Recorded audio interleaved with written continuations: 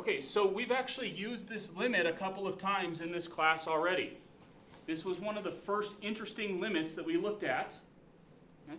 If we looked at the graph of this, let's see here, the graph of this function around 0, it looks something like this, and we saw that it had a hole there.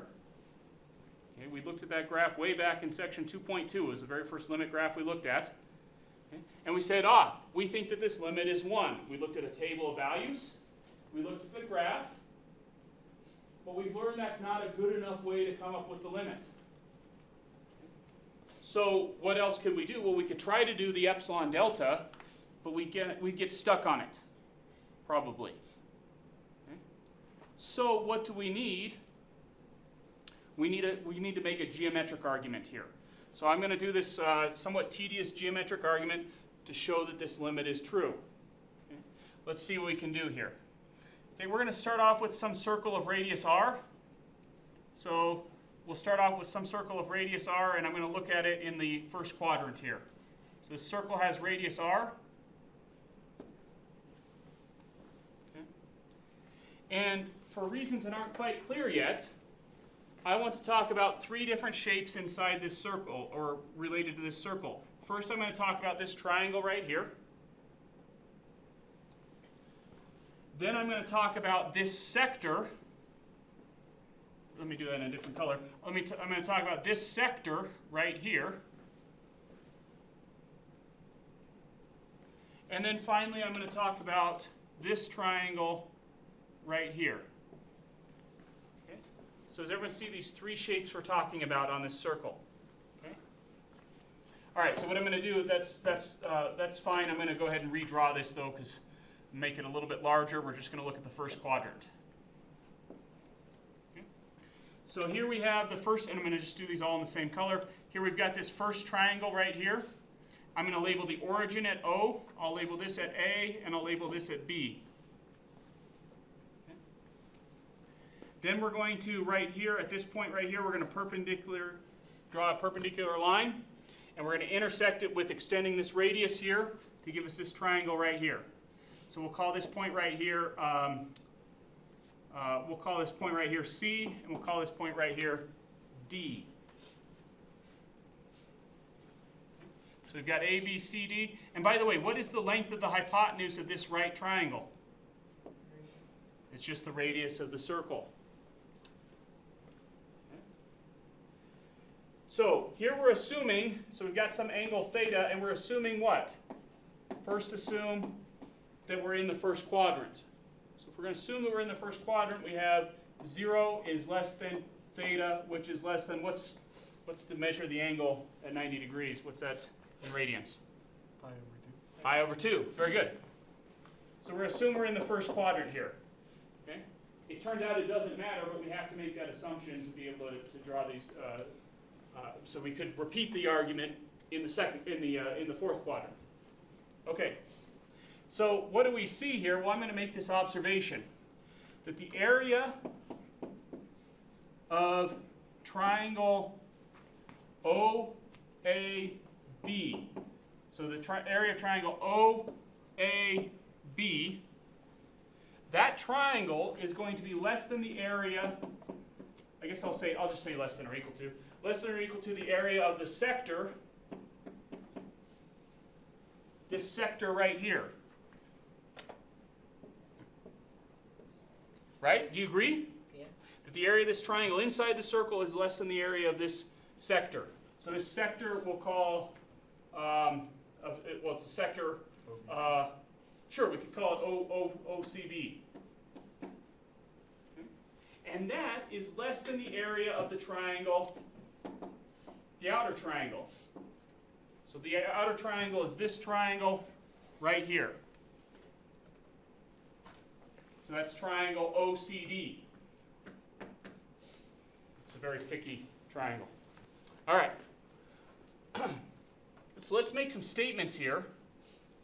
First of all, we notice that the sine of the angle theta, one way we could represent the sine of this angle theta, well, sine is the what? Do you recall? Sine is the ratio of the opposite side to the hypotenuse. So if I'm looking at this triangle right here, this inner triangle, the opposite side is the length of AC, right? And the hypotenuse is R. Any questions on that? Well, that tells me that the length of AC, this length right here, the sine of this angle, are... Oh, thank you, folks. Good catch.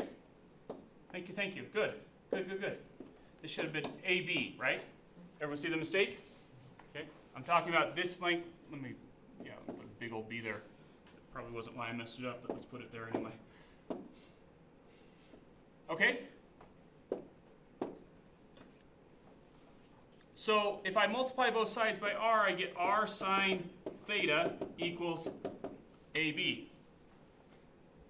Okay. Similarly, what's the cosine of this angle? Well, there's a couple ways I could represent the cosine, but if I choose to use this inner triangle, the cosine will be the length of OA over the radius. Let me take that length mark off. For all these, when I write OA or OB, I'm just talking about their length. I'm not going to worry about putting the length mark on top. Do you guys agree with that? Anyone disagree or anyone have any questions on that? Okay. So if I multiply r again over the other side, I get r cosine theta equals OA. Okay.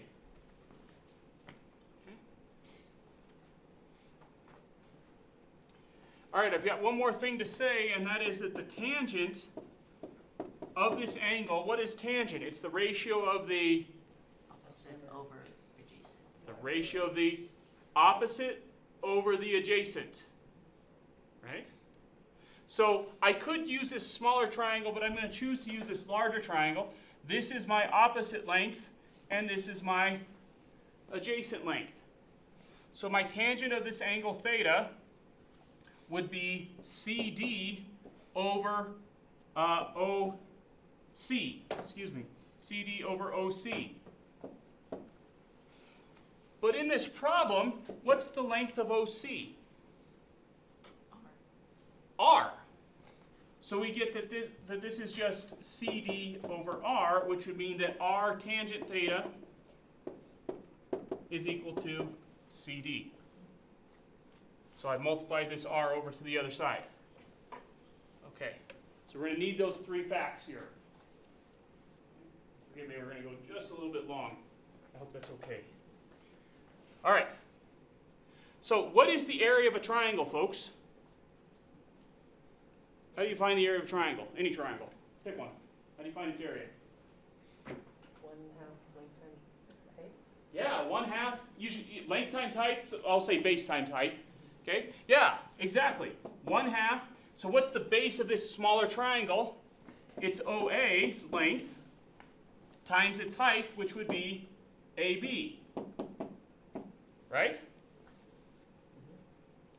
And that's less than or equal to, all right, I'm just going to pull this out. The area of a sector is 1/2 r squared theta.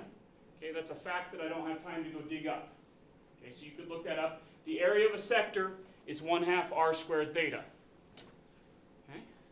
And this is less than or equal to the area of the large triangle, which would be 1/2 OC's length times CD's length. Again, 1/2 base times height.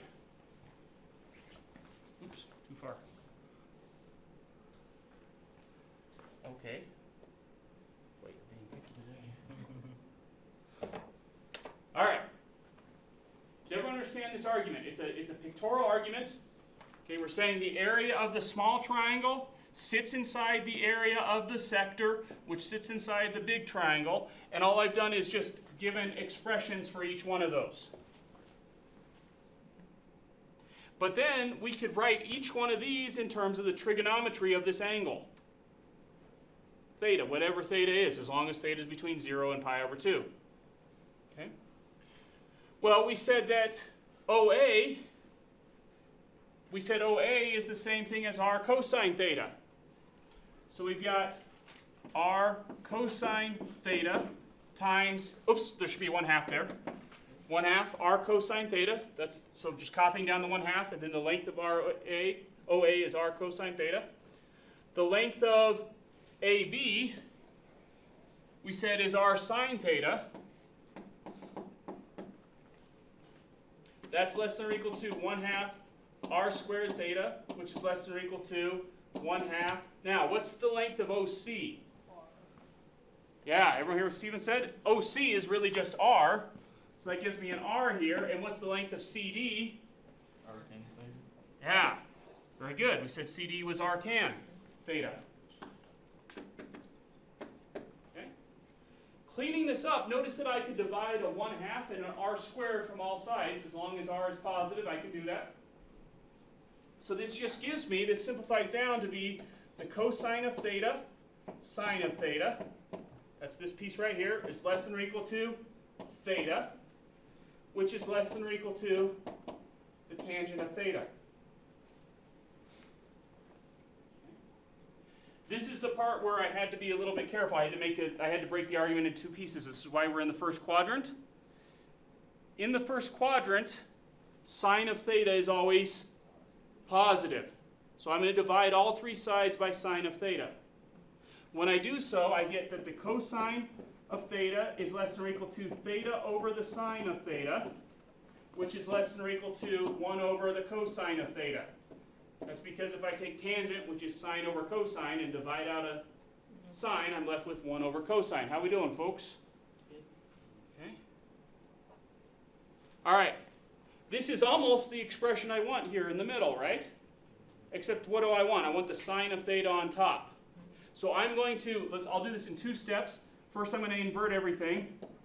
1 over cosine theta, but then that changes the direction of the inequality.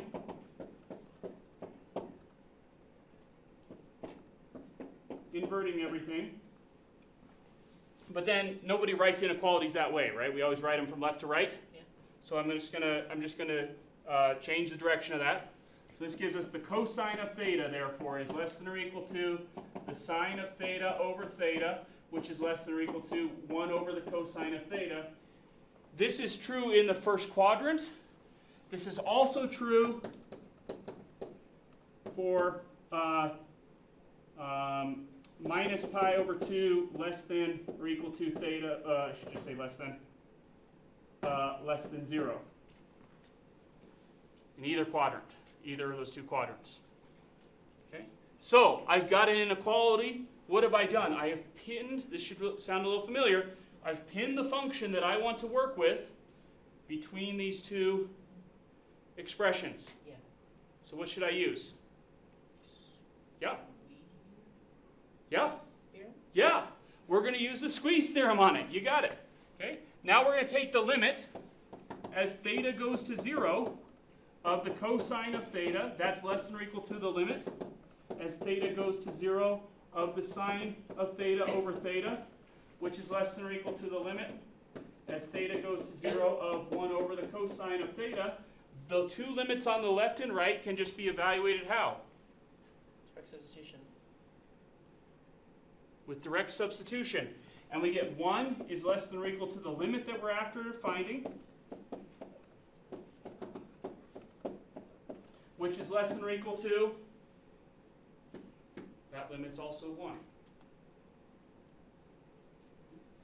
What have we just done? By the squeeze theorem, we've just shown that that limit we've been using all along, it truly is 1.